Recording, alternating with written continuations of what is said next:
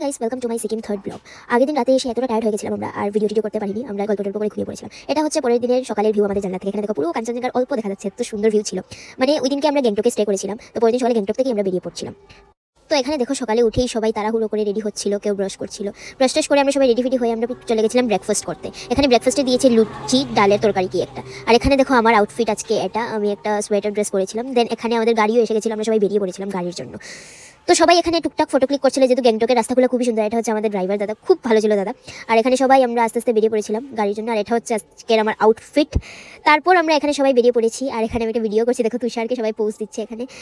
তারপর দেখো আমরা একটা জায়গায় নেমেছি, কারণ পারমিটস নেওয়ার ছিল, কোনো জায়গায় যেতে তো পারমিটস লাগবে, তো আমরা এখানে নেমেছিলাম। এই জায়গাটারও ভিউ অনেকটাই সুন্দর ছিল। আমরা নেমে সবাই ফটো আরও ক্লিক করেছি, মানে ওই দিন এত ফটো ক্লিক করেছি, মানে কি বলবো, স্পটে ফটো ক্লিক করে যাচ্ছিলাম আমি।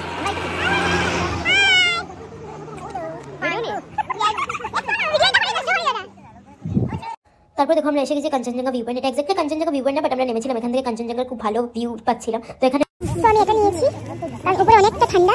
আর আমার ছিল এটা, এটাই হবে না, ওয়াটারপ্রুফ লাগবে না, স্নোতে যাবো। তো আমি এই আন্টি আন্টি সে hi, hello auntie, so sweet so sweet so sweet.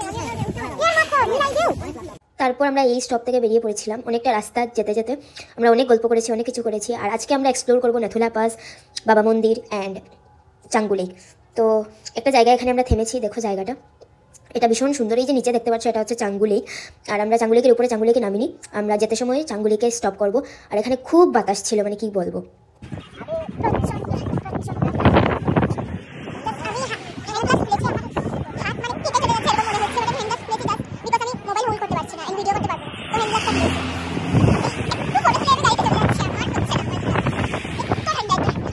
তারপর এখান থেকে আমরা বেরিয়ে পড়ে এসে গেছি নাথুলা পাস, যেখানে ইন্ডিয়া অ্যান্ড চায়নার বর্ডার। সো আমরা এখন এসেছি নাথুলা পাস, মানে ইন্ডিয়া চায়না বর্ডার। তো এখানে দেখা যাচ্ছে, আমি তোমাদেরকে মানে ব্যাক ক্যামেরা করে দেখাচ্ছি যে কোথায় ইন্ডিয়া আর কোথায় চায়না। এখান থেকে আমি সাইড ক্যামেরাতে দেখাতে পারবো না, তো চলো ব্যাক ক্যামেরায় দেখো।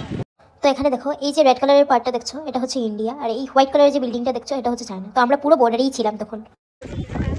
অনেকটা ঠান্ডা, আমার এখনো শ্বাস নিতে প্রবলেম হচ্ছে না, বাট মেবি হবে। আমি বাতাস এখানে, আর হাত তো পুরো জমে যাচ্ছে। ভিডিও করার জন্য বারবার হাত খুলতে হচ্ছে, আবার হাত লাগাতে হচ্ছে। এরকম এক্সপিরিয়েন্স খুব সাংঘাতিক, খুব সাংঘাতিক।